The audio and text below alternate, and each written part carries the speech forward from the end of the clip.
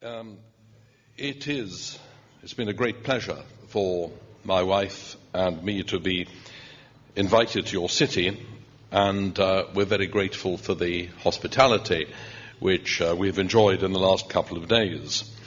And the purpose of my visit is to make any contribution that I can to assist in your bid to become a first candidate city, and then European City of Culture in 2016.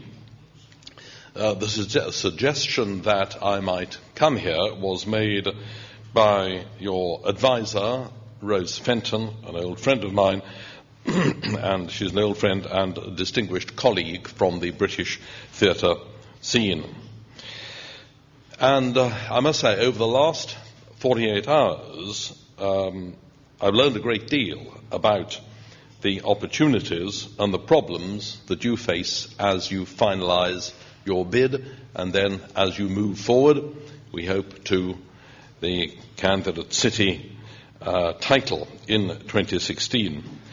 And what I say this evening is intended to set out my experience in the world of running an art centre.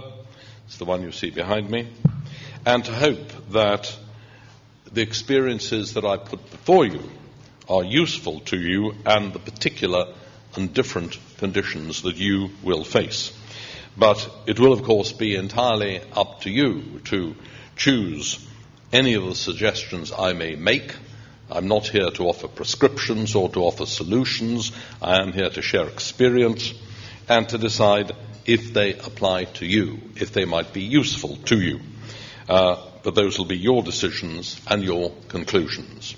And, of course, I will take questions and hope to give you answers at the end of what I have to say. Now, first of all, I think you should have an idea of what the Barbican Centre itself is like from the experiences that I speak from. I ran it as managing director from 1995 to 2007. And here's a quick rundown of some of the facilities we have on one site and how they fit in with one another. That, as you can see, is the main view of the Barbican Centre. Faces out onto an artificial lake and is surrounded by blocks of flats.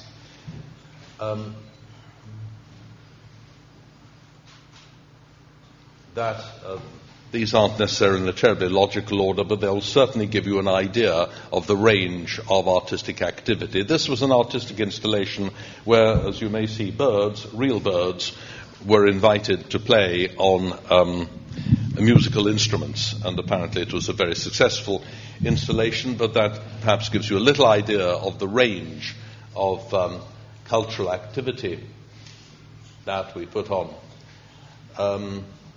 We believe that in the public spaces, in the bars, there should be a good atmosphere. People should enjoy coming there to have a drink, to socialize, sometimes to come before an event, to stay after an event, but there has to be a good total environment. And the bars incidentally serve not just the concert hall, but the theatre as well, so that the entire audience is able to mill around and to feel that they are part of a shared experience.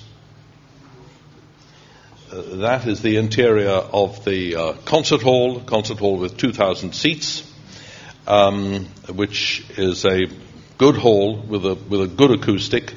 The only drawback, one might say now, because after all this was designed more than 30 years ago, is that concert halls in this configuration tend to be quite inflexible venues. But you can use them for conferences, for commercial activity, and for cinema, as well, of course, for music, where they are, as a matter of fact, they don't just fit for classical music, they fit for all kinds of music. So it's very useful to have what I'd call a signature hall. You sometimes have to work quite hard to make it adapt to the different purposes which you need. That's the inside of the theatre, an 1,100-seat theatre. One of the characteristics is that the balconies, you can see the second and third balconies, stretch out over the stalls, and this means that the gap between the centre of the stage and any member of the audience is, I'm clearly not there, but for most of them it is remarkably constant. The people in the circles don't have a more distant experience of the theatre. We also spend quite a lot of our time making the theatre adaptable for different kinds of theatrical performance. I have to say this is one case where I think if we were building a theatre from scratch, we would not build it in a conventional configuration like this. In the contemporary theatre, flexibility of form is terribly, terribly important. It's a very handsome theatre, but we spend quite a lot of our time changing it. The Barbican exists on